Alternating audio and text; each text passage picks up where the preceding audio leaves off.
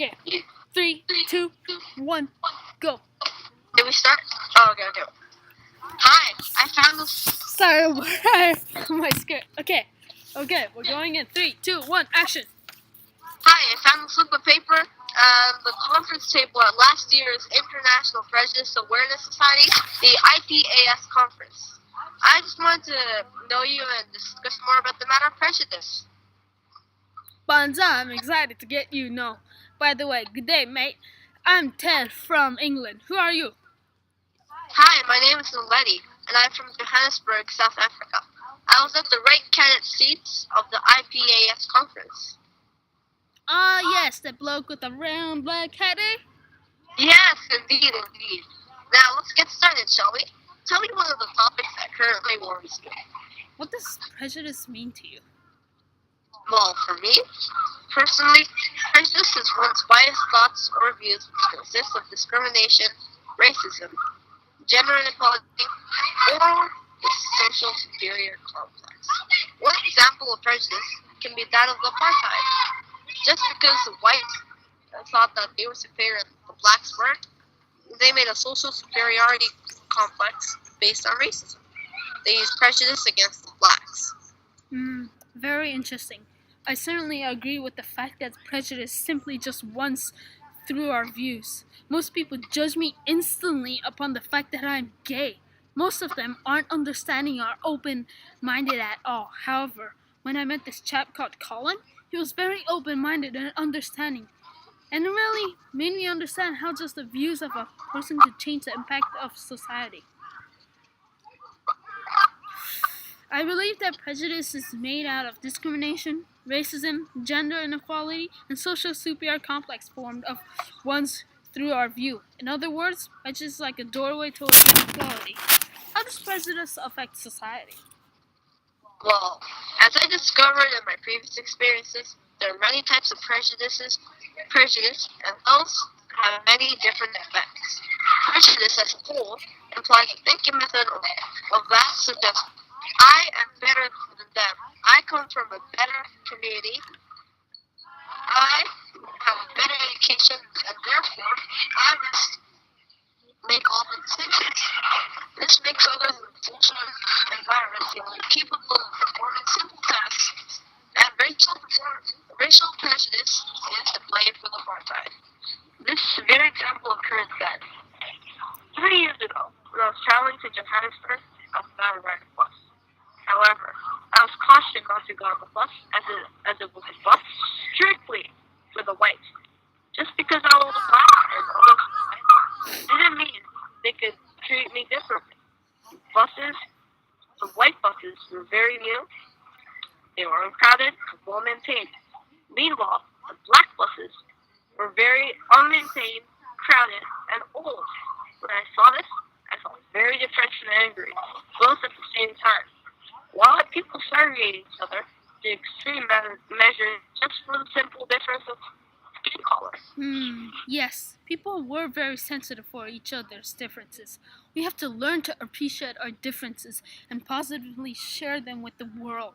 Furthermore, we all have to acknowledge our differences and learn about our differences and similarities. As I mentioned before, due to the fact that I am gay, many treat me with different levels of respect. When people hear that I am gay, some avoid me and even glare at me.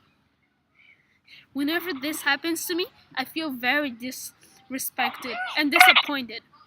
Why can't society acknowledge the fact that people can be unique and that we all have differences? Yes. Keep on going, Andre. Yes. In this situation, the true definition of inequality really defines itself here. When prejudice is used in such a way, respect and uniqueness is in a complete different world. In another situation, whenever I leave my house, I am asked for my pass. Only black people have passes. What people don't. But whenever we black people forget our passes, we are taken to prison. Why must the blacks suffer more? We are all human beings with just the difference of skin color. Does it really make that much of a difference? I really feel conflicted and lost. When prejudice is used in such a way, it really makes you lose hope and blame society. Once I was beat up by the gang members near the hospital. They intentionally picked me because I was gay and I came to talk to a guy with AIDS in the hospital. I broke my leg by the time I got out of there. Oh my god! Why would the gang members do that? It's so illogical of them to do such a thing. Why do they have a problem with homosexuals? We as humans need to be unique and have to appreciate our differences. By the way, I hope your bike keeps moving. Anyways, moving on. How does prejudice affect us as individuals? Surely, prejudice has a big impact on us as individuals. It certainly hasn't benefited me in any way. Prejudice, if I were to describe simply how I felt when I felt it, would be that prejudice makes the victim feel defensive and works on you just like a cancer does to you. Slow, painful, and deep. Personally, prejudice has made a big impact on me. I suffered depression, anger, and loss of hope. I was terrified indeed. Just the 5 minutes of the bus, just that very moment, continued to hurt me over a long period of time. How can we overcome prejudice? Well, I feel that overcoming prejudice is a big thing and will cause big change. However, it will take lots of will and lots of time. The first step, I believe, is to understand prejudice. As Albert Einstein pointed out, peace cannot be kept by force. It can only be achieved by understanding. Asking yourselves, what is prejudice? What should we do? Is the first step. The next step will be to change yourselves. Become open-minded, just like the calm person who you pointed out. Be understanding. One person at a time, patience is key.